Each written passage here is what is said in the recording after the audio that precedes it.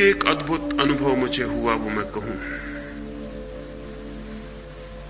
अब तक उसे कभी कहा नहीं, अचानक ख्याल आ गया तो कहता हूं।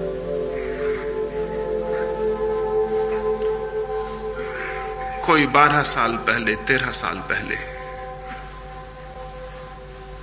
बहुत रातों तक एक वृक्ष के ऊपर बैठकर ध्यान करता था। ऐसा बार बार अनुभव हुआ कि जमीन पर बैठकर ध्यान करने पर शरीर बहुत प्रबल होता है। शरीर बनता है पृथ्वी से, और पृथ्वी पर बैठकर ध्यान करने से शरीर की शक्ति बहुत प्रबल होती है। वो जो हाइट्स पर, पहाड़ों पर और हिमालय पर जाने वाले योगी की चर्चा है, वो अकारण नहीं है, बहुत वैज्ञानिक है। जितनी पृथ्वी से दूरी बढ़ती है शरीर की, उतने ही शरीर तत्व का प्रभाव भीतर कम होता चला जाता है। तो एक बड़े वृक्ष पर ऊपर बैठकर मैं ध्यान करता था रोज रात। एक दिन ध्यान में कब कितना लीन हो गया मुझे पता नहीं, और कब शरीर वृक्ष से गिर गया वो मुझे पता नहीं। जब नीचे गिर पड़ा शरीर, तब मैंने चौंक कर देखा कि ये क्या हो गया। मैं तो वृक्ष पर ही था और शरीर नीचे गिर गया।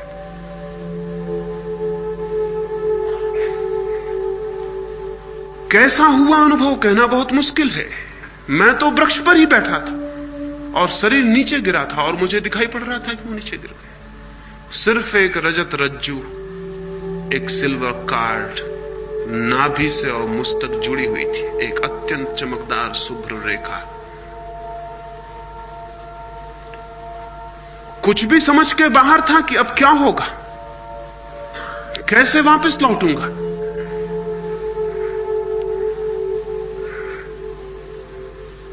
कितनी देर यह अवस्था रही वो भी पता नहीं, लेकिन अपूर्व अनुभव हुआ। शरीर के बाहर से पहली दफा देखा शरीर को, और शरीर उसी दिन से समाप्त हो गए। मौत उसी दिन से खत्म हो गई, क्योंकि एक और देह दिखाई पड़ी जो शरीर से भिन्न है। एक और सूक्ष्म शरीर का अनुभव हुआ।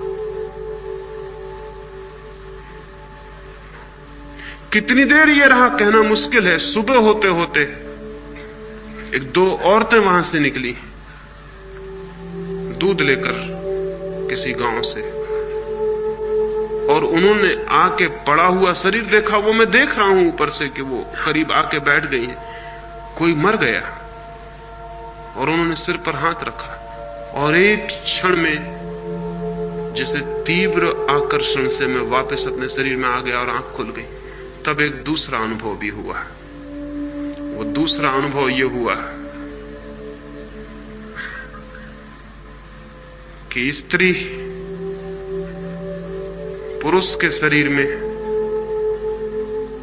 एक कीमिया और केमिकल चेंज पैदा कर सकती है, और पुरुष स्त्री के शरीर में एक केमिकल चेंज पैदा कर सकता है। यह भी ख्याल हुआ कि उस स्त्री का छूना और मेरा वापस लौट आना, ये कैसे हो गया। फिर तो बहुत अनुभव हुए इस बात के, और तब मुझे समझ में आया कि हिंदुस्तान में जिन तांत्रिकों ने समाधि पर और मृत्यु पर सर्वाधिक प्रयोग किए थे, उन्होंने क्यों स्त्रियों को भी अपने साथ बांध लिया था।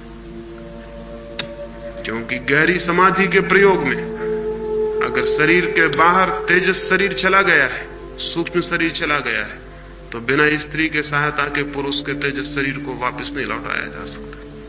या स्त्री का तेजस शरीर अगर बाहर चला गया तो बिना पुरुष की सहायता के उसे वापस नहीं लौटाया जा सकता। स्त्री और पुरुष के शरीर के मिलते ही एक विद्युत वृत्त, एक इलेक्ट्रिक सर्किल पूरा हो जाता है, और वो जो बाहर निकल गई है चेतना तीव्रता से भीतर वापस लौट आती है।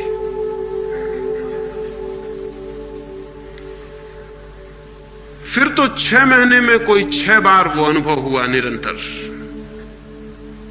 और 6 महीने में मुझे अनुभव हुआ कि मेरी उम्र कम से कम 10 वर्ष कम हो गई। कम हो गई मतलब 10 वर्ष। अगर मैं 70 साल जीता तो अब 60 ही साल जी सकूंगा। 6 महीने में एक अजीब अजीब से अनुभव हुए। छाती के सारे बाल मेरे सफेद हो गए 6 महीने के भीतर। मेरी समझ के बाहर हुआ कि ये क्या हो रहा है। और तब ये भी ख्याल आया कि इस शरीर और उस शरीर के बीच के संबंध में व्याघात पड़ गया है।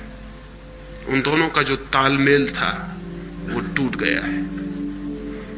और तब मुझे ये भी समझ में आया कि शंकराचार्य का 33 साल की उम्र में मर जाना या विवेकानंद का 36 साल की उम्र में मर जाना कुछ और ही कारण रखता है। अगर ये दोनों के संबंध बहुत तीव्रता से टूट जाएं तो जीना मुश्किल। और तब मुझे ये भी ख्याल में आया कि रामकृष्ण का बहुत बीमारियों से घिरे रहना और रमन का कैंसर से मर जाने का भी कारण शारीरिक नहीं है, उस बीच के तालमेल का टूट जाना ही कारण है। लोग आमतौर से कहते हैं कि योगी बहुत स्वस्थ होते हैं, लेकिन सच्चाई बिल्कुल उल्टी है। सच्चाई आज तक ये है कि योगी हमेशा रुग्ण रहा है और कम उम्र में मरता रहा है। और उसका कुल कारण इतना है कि उन दोनों शरीर के बीच जो एडजस्टमेंट चाहिए, जो तालमेल चाहिए, उसमें विघ्न पड़ जाता है। जैसे ही एक बार वो शरीर बाहर हुआ, फिर ठीक से पूरी तरह कभी भी पूरी अवस्था में भीतर प्रविष्ट नहीं हो पाता है।